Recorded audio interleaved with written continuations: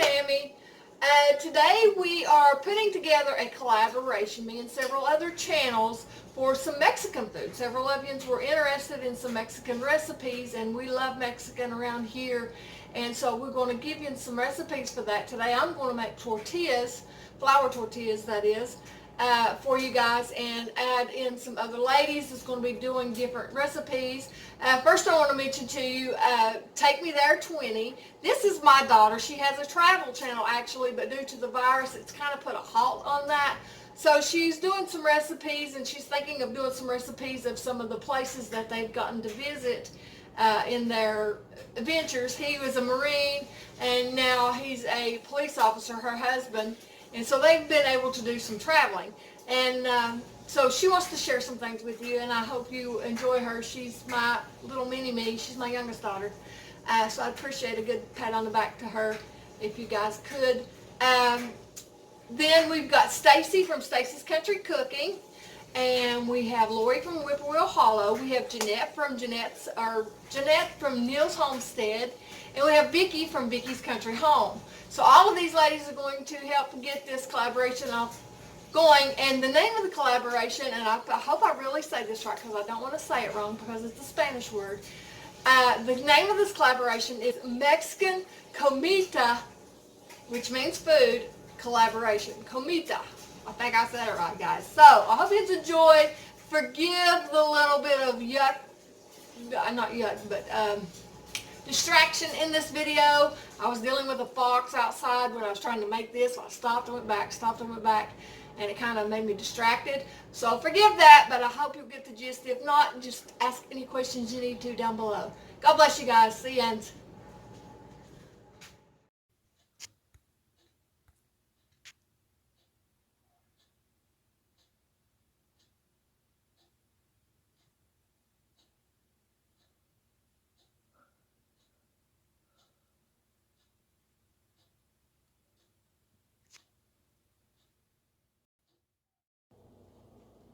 Alright guys, so here I have 3 cups of all-purpose flour. Then I'm going to go ahead and add me a teaspoon of salt. I'm using Himalayan sea salt, but it doesn't have to be that. And then I'm going to add 2 teaspoons of baking powder. Sorry. I like to do this through this little sieve because a lot of times baking powder will clump up on you, and I just like to do it that way. So,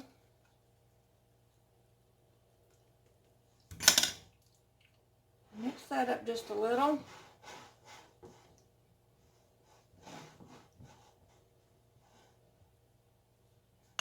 Now I'm going to add a 1/3 cup of lard or shortening, either one, whichever one's more convenient for you is fine. And I'm just going to kind of mesh that in with my hand.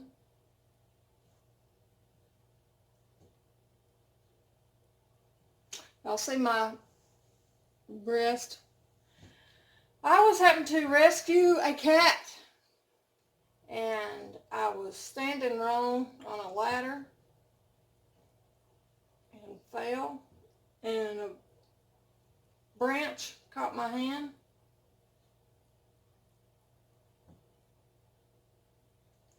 Thankfully it wasn't too bad. Silly cat. He's not been used to being outside until this spring.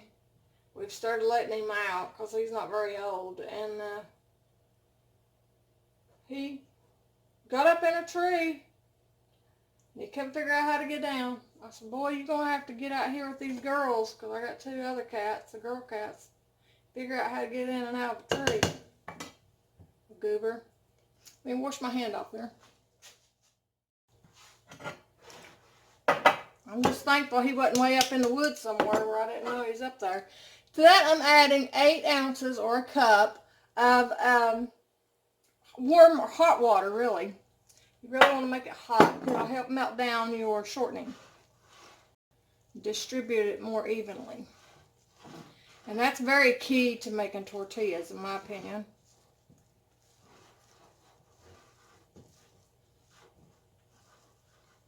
After this gets kind of mixed a little bit, I'm going to get it in with my hands and knead this. And I've got to knead it for 10 minutes. So I'm going to start it out here, and then I will come back to you after I get it kneaded good.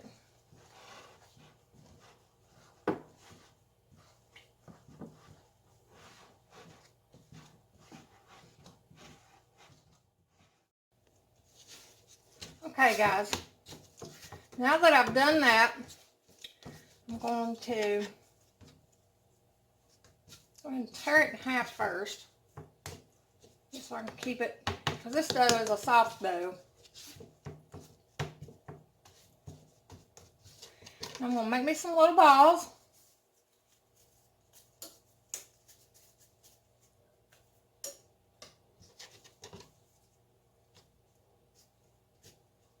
Guys, I've got a fox outside, so if I take off real quick, it's because my dog is barking.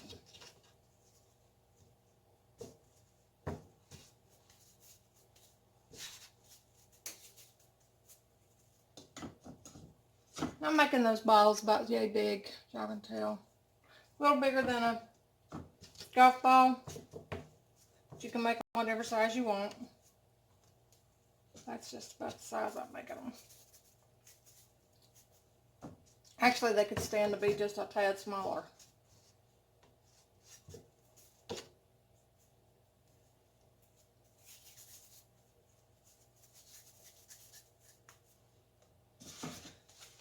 I'm putting them in this layered out. We was talking the other day about how you use certain bowls for certain things. And I got to thinking about this bowl. You could tell by these greasy spots here. That's what I usually put in this bowl.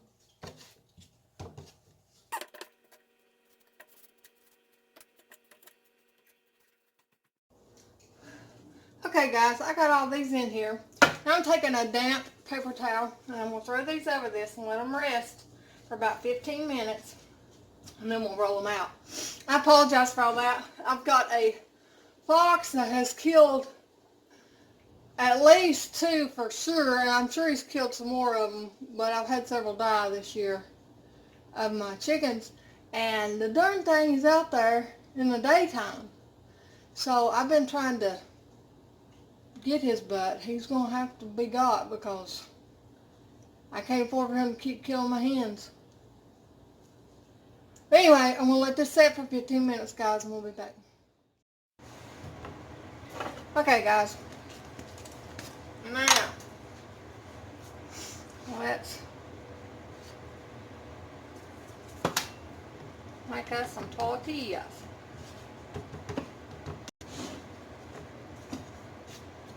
I'm a little backwards here, guys. I'm used to doing this without the camera.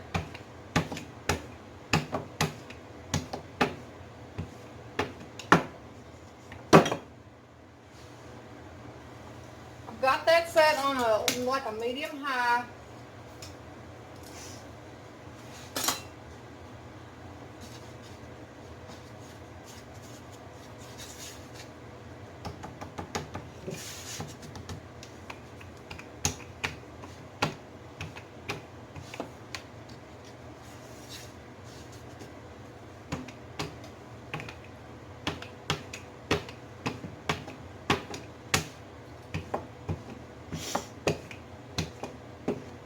I never get perfectly round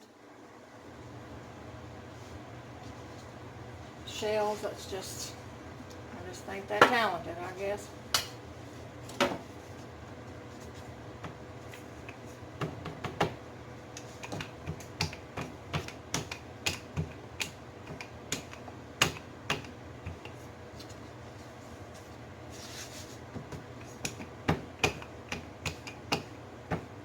You just want to roll them out till they're pretty thin, like so. I like to drape some of them across that if I'm not ready for it. Flip that over. Usually they bubble up a little more than that. I've been a little distracted with that box,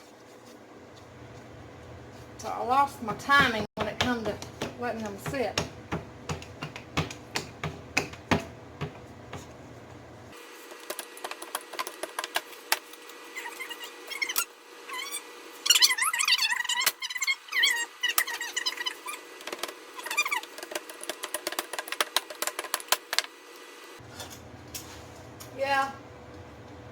when I get a bigger bubble in them.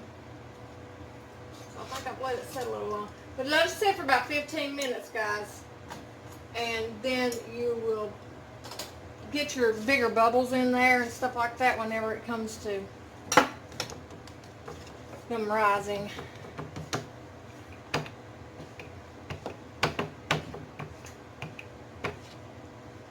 I hope we get that fox, I'm telling you. He's got my nerves rattled. I know he's killed 2 chickens for sure. And I've had a hawk kill a chicken for sure. I've lost 7 this year, and I don't know. I know how I lost 3 of them, the ones I just mentioned, but I'm sure it was either a fox or coyote or another hawk, one of the other ones too. It's been a pain in the butt. That fox is getting brave.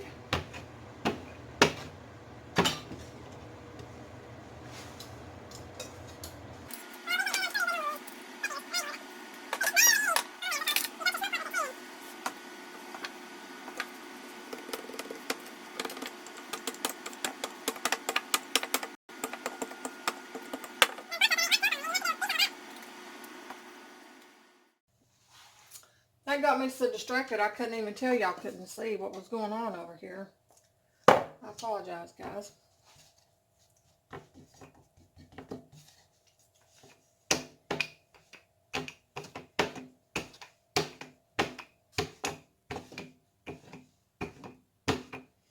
You'll see your tortillas starting to bubble up. Let me bring this over here. And they do really good for you. Don't let mine sit too long, messing with that fox, but they're still working out good.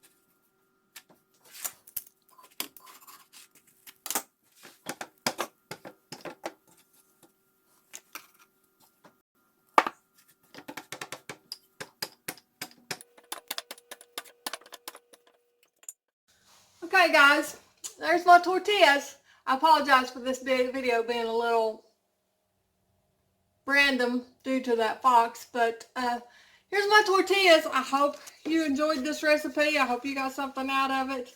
And if something wasn't clear to you, just let me know. I'll put the recipe down below. And don't forget to check out all the other ladies that's part of this collaboration. And until next time, we'll see you later. God bless.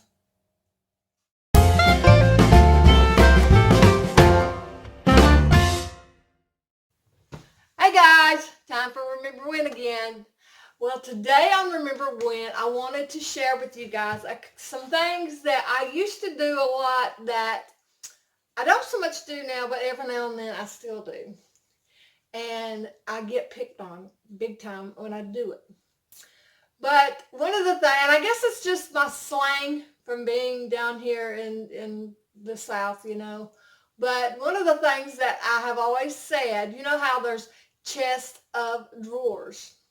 Well, I have always said, and I still do this one a lot, is I say Chester drawers. I don't say chest of drawers. I say Chester drawers. Like somebody's name Chester.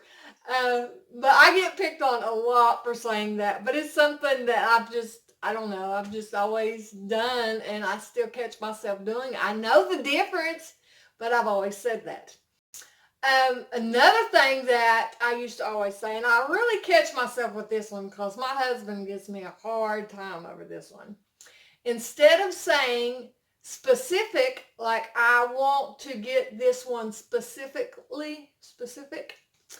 I have been known to say Pacific, like the Pacific Ocean. So I'll just throw it all together and say, be Pacific instead of specific. So that's one that my husband really gives me a hard time on. And all this is stuff I know. It's just, I run my words together so fast lots of times that it happens that way. Well, there's one that I think about with my youngest daughter. And she, like I mentioned earlier, she's actually going to be on this video. And something that we've held on to all these years, I even tell my grandkids this, is whenever we used to see a skunk, we've always called them polecats. That's just what we call them, polecats. And she always got that turned around in her head, and she'd call them cat poes. So now every time we see or smell a skunk, we call it a cat poe instead of a polecat. And it's just silly things you pick up, I guess. I don't know. I don't know if we're the only silly people that do some of these things, but I just go with it. I don't even care because life's life. Might as well have fun with it, you know? So anyway, I wanted to throw those out there as a remember when for me personally. And I'm sure there's probably different little slang words and stuff that you used when you were younger, or even still do for that matter, that maybe this will stir up for you guys, and I'd love to hear them because I love hearing your comments. And forgive me for being behind on my answering comments. We've just had so much going on that it's been hard to get things all done. But anyway, I appreciate you guys. I love you guys, and I read all my comments, and I will respond. See you later.